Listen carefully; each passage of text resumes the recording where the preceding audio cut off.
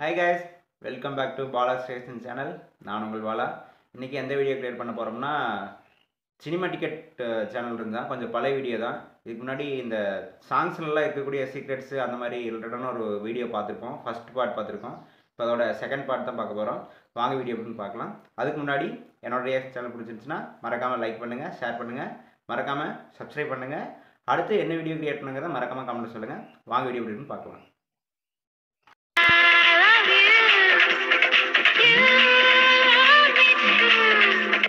நம்ம அடிக்கடி டிவில இந்த பாட்டை பார்த்திருப்போம். ஆனா இந்த சாங்ல வர இந்த இடம் மட்டும் புரியவே புரியாது.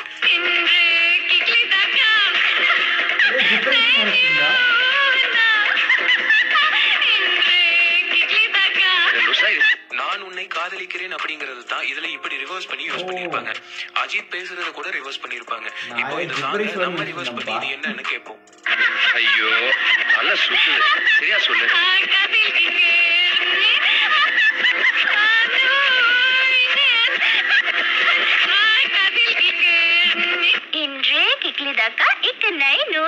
ஐயோ எனக்கு ஒண்ணுமே புரியல, கொஞ்சம் புரியற மாதிரி சொல்றேன் ப்ளீஸ். நான் உன்னை காதலிக்கிறேன். இந்த மாதிரி தமிழ் சாங்ஸ்ல நம்ம கவனிக்க தவறின சுவாரஸ்யமான விஷயங்களை முன்னாடி ஒரு வீடியோல பார்த்தோம். அதுக்கு நீங்க தந்த அன்புக்கும் ஆதரவுக்கும் பெரிய பெரிய நன்றி.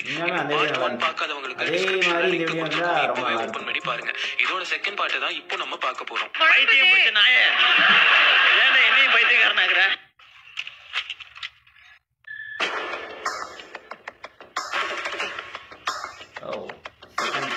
வீடியோ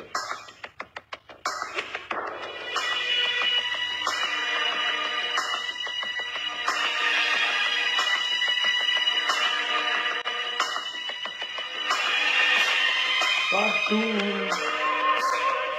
1994 வருஷம் வெளிவந்த மகளிர் மட்டும் படத்துல வந்த பாட்டு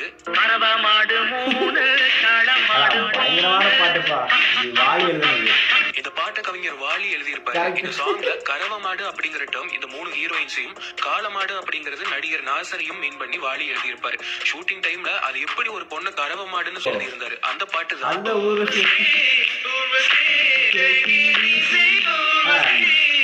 இந்த பாட்டுக்கு இப்படி இருக்குன்னு தெரியவே தெரியாதுப்பா. வித்யாசாகர் மியூசிக்ல விக்ரம் அசின் நடிச்சு வந்த மஜா படத்துல இந்த சாங் நிறைய பேருக்கு இன்னைக்கும் ஃபேவரட். இந்த சாங்ல இருக்கிற ஒரு இன்ட்ரெஸ்டிங்கான விஷயம் என்னன்னா, சாங் ஃபுல்லாவே ஸ்லோ மோஷன்ல தான் இருக்கும். ஆனா இதுல இருக்கிற சேலஞ்ச் என்னன்னா, நார்மலா ஷூட் பண்ணி பாட்டோட விசுவல்ஸ் போட்டிருந்தாங்கன்னா லிப்சிங்க் ஆகாமயே போயிருக்கும். சோ இதுக்கு வேண்டி ஷூட்டிங் ஸ்பாட்ல சாங்க 1.25 ஸ்பீட்ல வச்சு அந்த ஸ்பீட்ல லிப்சிங்க் ஆகுற மாதிரி ஷூட் பண்ணிருப்பாங்க. இதுக்காக விக்ரமும் அசினும் சாங்க வேகமா பாடி நடிச்சிருப்பாங்க. அதுக்கப்புறமா எடிட்டிங்ல அந்த விஷுவல ஸ்லோ மோஷன் பண்ணும்போது நார்மல் ஸ்பீட்ல இருக்கிற சாங்குக்கு பக்காவா லிப்சிங்க் மேட்ச் ஆகும்.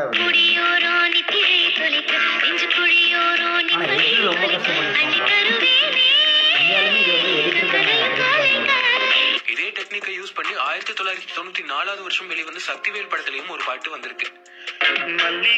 சொன்னா நம்ப முடியுதா? ஆமாங்க, மைக்கேல் மதன காமராஜன் படத்துல வந்த சுந்தரினியும் சுந்தரன் நானும் பாட்டும் இதே டெக்னிக்கை யூஸ் பண்ணி தான் பண்ணிருக்காங்க.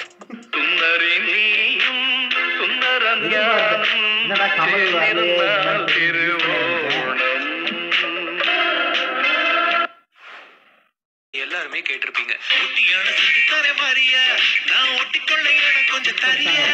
இந்த பாட்டுல இருக்கிற ஒரு சுவாரஸ்யமான செய்தி, விக்ரமோட கேரக்டருக்கு தகுந்த மாதிரி இந்த பாட்டுல வர செட் டான்சர்ஸோட காஸ்டியூம்ஸ் எல்லாம் ஐம்பொன்னான தங்கம், வெள்ளி, ஈயம், பித்தளை, செம்பு மாதிரி டிசைன் பண்ணிருப்பாங்க.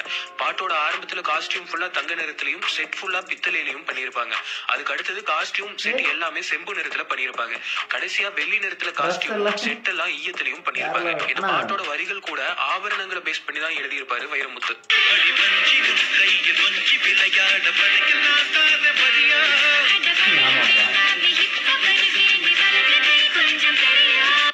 சூப்பரா செம.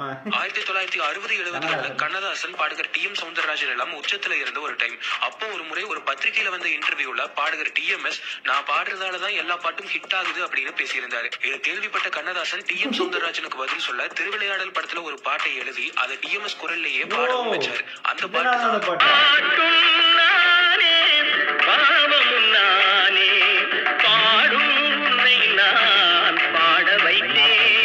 இதுல வர இல்லையோ பாடல்கள்ல உச்சக்கட்ட பிரமாணம் பாட்டத்தையும் நிறைய இன்ட்ரெஸ்டிங்கான விஷயங்களையும் பண்ணுவாரு. அந்த வகையில முதல்வர் படத்துல நம்ம இவ்வளவு நாளா பார்த்து ரசிச்ச குறுக்கு சிறுத்தவளை பாட்டுல விஷுவல்ஸ்ல ஐம்பூதங்களான நீர், நெருப்பு, காற்று, ஆகாயம், நிலம் தீம்ல பண்ணியிருப்பாங்க.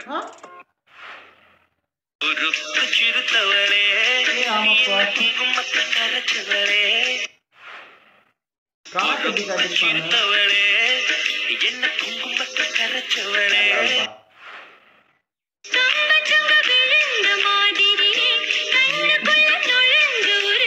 லொகேஷன் போயிருக்காங்க, நல்ல ஸ்டீல் நல்லா தெரியணுன்றதுக்காக இருக்காங்கன்னு வச்சிருந்தோம். ஒரு வச்சிருக்காங்கப்பா. ஒரு தடவை இழுத்து அணைச்சபடி உயிர் மூச்சு நிறுத்து கண்மணியே. நான் எதிர்பார்த்தேன் இதெல்லாம், இந்த பாட்டுலாம் பாய்ஸ் படத்துல வந்த சாங்ஸ் எல்லாம் இன்னைக்கு வரைக்குமே அவ்வளவு ஃப்ரெஷ்ஷா இருக்கும். இந்த படத்துல ஒரு சிச்சுவேஷன்ல ஹீரோவும் ஹீரோயினும் தங்குறதுக்கு இடம் இல்லாம ஒரு குடோன் மாதிரியான இடத்துல குப்பையில தங்கி இருப்பாங்க. இத பாட்டுல அப்படியே காட்டுறதுக்காக art director Sabu Cyril set ஃபுல்லா பழைய இரும்பு sheets, bottles, Pepsi, Coca Cola கேன்ஸ்னு நிறைய குப்பை பொருட்களை வச்சு அவ்வளவு அழகா டிசைன் பண்ணிருப்பாரு. இவங்களோட காஸ்டியூம்ஸ் கூட தீக்குச்சி, கூல்ட்ரிங்க்ஸ் கேப்னு நிறைய குப்பை பொருட்களை வச்சுதான் டிசைன் பண்ணிருப்பாங்க.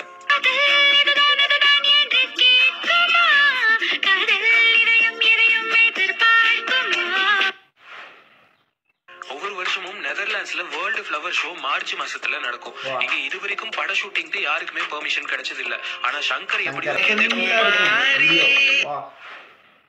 இதே படத்துல வர கண்ணும் கண்ணும் நோக்கிய பாட்டு அது வரைக்கும் யாருமே ஷூட் பண்ணாத கோலாலம்பூர் ஏர்போர்ட்ல கூட்டம் இல்லாத நைட் டைம்ல ஷூட் பண்ணிருப்பாங்க.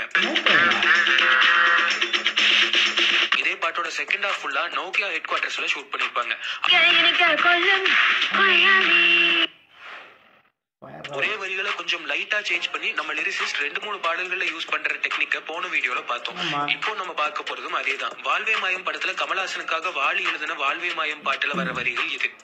ஆடும் வரை கூட்டம் வரும், ஆட்டம் என்றால் ஓட்டம் விடும். இதே வரிகளை மறுபடியும் கமலஹாசன் நடிச்ச அபூர்வ சகோதரர்கள் படத்துல வர உன்ன நினைச்ச பாட்டிலையும் வாலி எழுதியிருப்பாரு. தங்கமே தங்கமே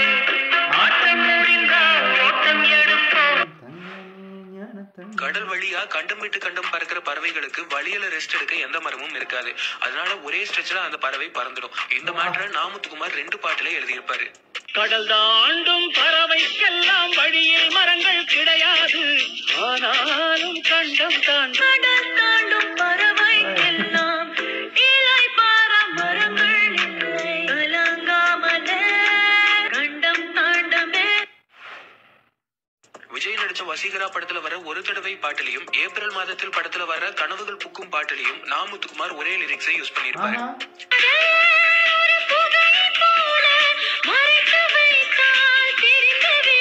காதல் மனது புகையை போல் மறைத்தால் தெரிந்து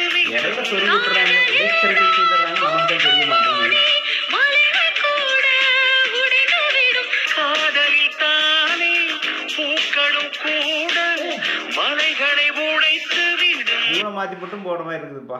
கவிஞர் தாமரையும் இதே மாதிரி ஒரே வரிகளை அலை படத்திலையும் வல்லவன் படத்திலையும் யூஸ் பண்ணிருப்பாங்க. இதுல கோயின்சிடன்ஸான மேட்டர் என்னன்னா 2 படத்திலயுமே சிம்பு தான் நடிச்சிருப்பாரு.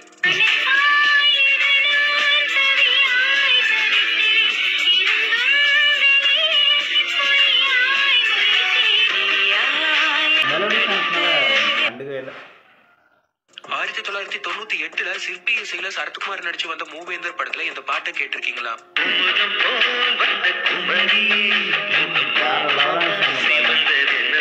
இதுல இருக்கிற ஒரு இன்ட்ரெஸ்டிங்கான ஃபேக்டர் என்னன்னா இதுல இருக்கிற ஒவ்வொரு வரிகள்லயும் குமுதம், குங்குமம், ஆனந்த விகடன், தினத்தந்தி, தினமலர்னு மேகசின்ஸ், நியூஸ் பேப்பர்ஸ் பேர் எல்லாம் வர்ற மாதிரி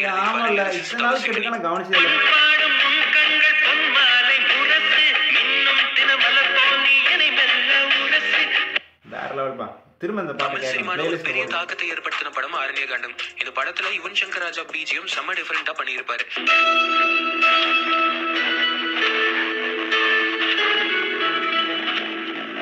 இந்த படம் வந்தது 2010. இதுல வர்ற இந்த பிஜிஎம் நல்லா கவனிச்சு கேளுங்க.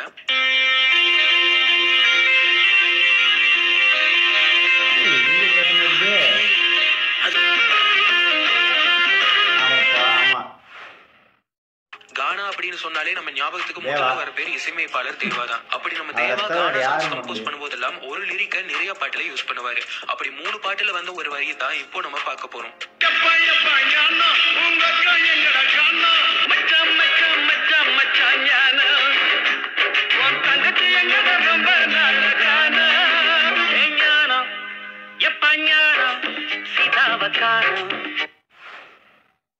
சிபிராஜ் நடிச்சு வந்த நாய்கள் ஜாக்கிரதை படத்துல வர என் நெஞ்சில் அப்படிங்கிற பாட்டுல ஒரு இன்ட்ரெஸ்டிங்கான ஃபேக்டர் இருக்கு. சிபி தன்னோட செல்ல நாயை பார்த்து பாடுற மாதிரியான சிச்சுவேஷன்ல வர இந்த சாங்ல மதன் கார்கே எல்லா வரிகளுமே நாயின்னு முடிகிற மாதிரி எழுதியிருப்பாரு.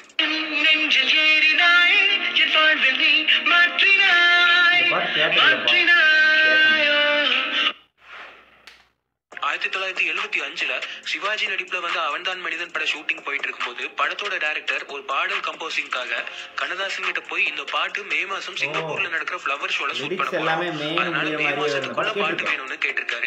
இதை கேட்ட குசும்புக்காரர் கண்ணதாசன் மே மாசத்துக்குள்ளதான பாட்டு வேணும் தந்துட்டா போச்சுன்னு பாட்டு ஃபுல்லாவே மே மேனு முடிகிற மாதிரி எழுதியிருப்பாரு.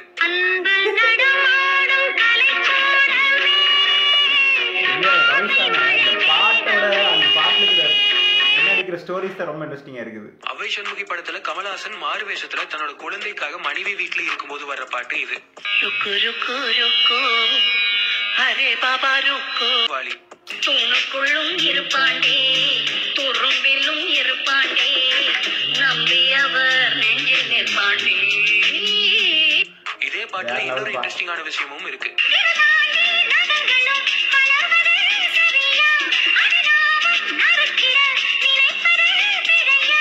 நீங்க கேட்ட இதே வரிகள் 1993ல மறுபடியும் படத்துல வந்த நலம்பால பாட்டிலையும் வர்ற மாதிரி எழுதியிருப்பாரு வாலி.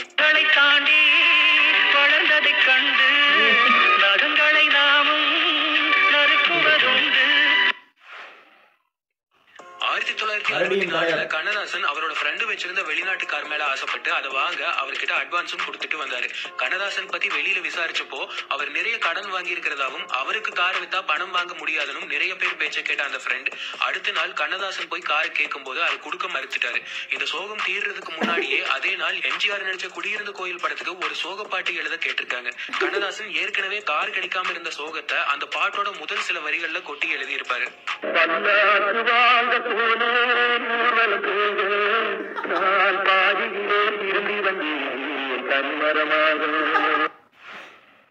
ஃபேமஸான கரகாட்டக்காரன் படத்துக்காக டைரக்டருக்காக எமர்ஜென்சி சிச்சுவேஷன் சொல்லும் போது இளையராஜாக்கு சின்ன வயசுல கிராமத்து கோயில்ல கேட்ட பாட்டு ஞாபகத்துக்கு வந்திருக்கு.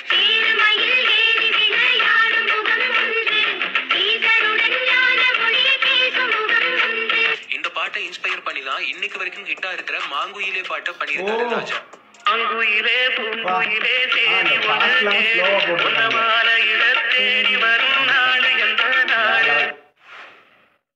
பாபாவோட ஷூட்டிங் டைம்ல ரஜினிகாந்துக்கு ஒரு சின்ன ஆக்சிடென்ட் நடந்து அவரோட வலது கையில பிராக்சர் ஆச்சு.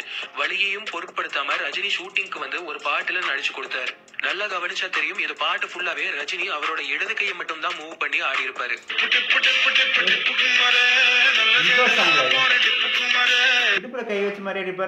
தமிழ் சினிமாவோட மிக முக்கியமான பாடகிகளான சித்ரா ஸ்வர்ணலதா 2 பேரையும் இளையராஜா தான் அறிமுகப்படுத்தினாரு. ஸ்வர்ணலதா குரலை கேட்டு அந்த டைம்ல இனி சித்ராவை எல்லாம் இவங்க தூக்கி சாப்பிட்டுருவாங்க அப்படின்னு ஒரு பேச்சு இண்டஸ்ட்ரியில இருந்துச்சு. இளையராஜா எழுதி இசையமைச்ச இந்த பாட்டுல இந்த விஷயத்தை விளையாட்டா இப்படி கன்வே பண்ணியிருப்பாரு.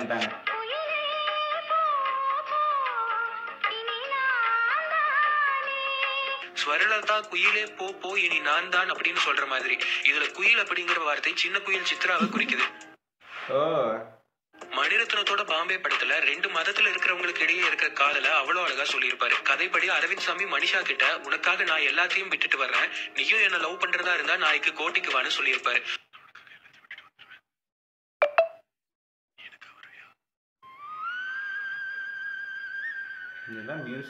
அப்போ வர இந்த உயிரே பாட்டுல மனிஷா அரவிந்த் சாமியை பார்க்க வந்திருப்பாங்க.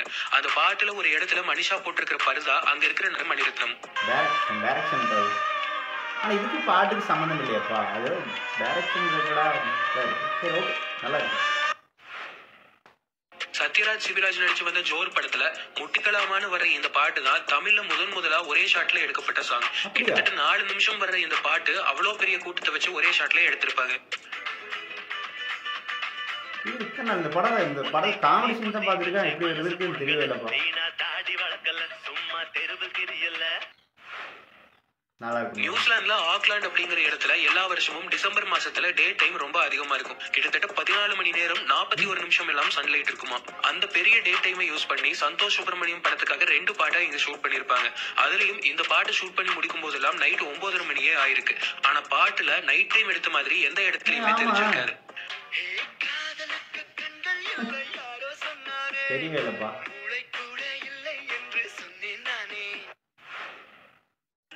இசைஞானி இளையராஜா மியூசிக்ல வந்த நிறைய பாடல்கள்ல நல்லா கவனிச்சா தெரியும், சில வரிகள் ராஜாவுக்காகவே எழுதியிருப்பாங்க. ஆண் பாவம் படத்துல வர காதல் கசக்குதையா,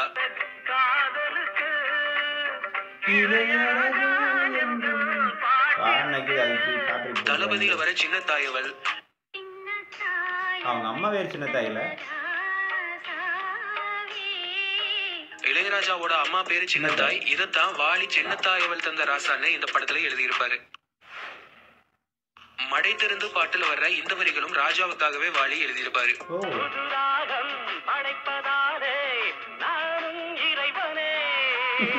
அக்னி நட்சத்திரம் படத்துல வர ராஜா சாங்கும் நிறைய வரிகள் இளையராஜாவை மையப்படுத்தி இது அவரே பாடி இருக்கிறாரு.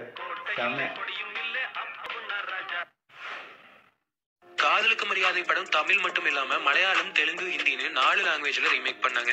வழக்கமா ஒரு லாங்குவேஜ்ல இருந்து இன்னொரு லாங்குவேஜ்க்கு ரீமேக் பண்ணும்போது ஒரே டியூனை யூஸ் பண்ணி சாங்ஸை ரீயூஸ் பண்ணிடுவாங்க. ஆனா இந்த படத்துக்கு மட்டும் ஒவ்வொரு லாங்குவேஜ்லயும் ஒவ்வொரு மியூசிக் டைரக்டர்ஸ் புது புது டியூன்ஸ் பண்ணிருந்தாங்க. ஹிந்தில காதலுக்கு மரியாதை ரீமேக் தான் ஜோதிகா நடிச்ச முதல் படம். இதுக்கு ஏஆர் ரஹ்மான் தான் மியூசிக் பண்ணிருப்பாரு. இதுல இன்ட்ரெஸ்டிங்கான விஷயம் என்னன்னா, ஹிந்தி வெர்ஷன் காதலுக்கு மரியாதையில போட்ட டியூனை தான் ரஹ்மான் அதுக்கு அடுத்த வருஷம் தமிழ்ல வந்து ஜோடி படத்துக்கு போட்ட சாங்ஸ் எல்லாமே.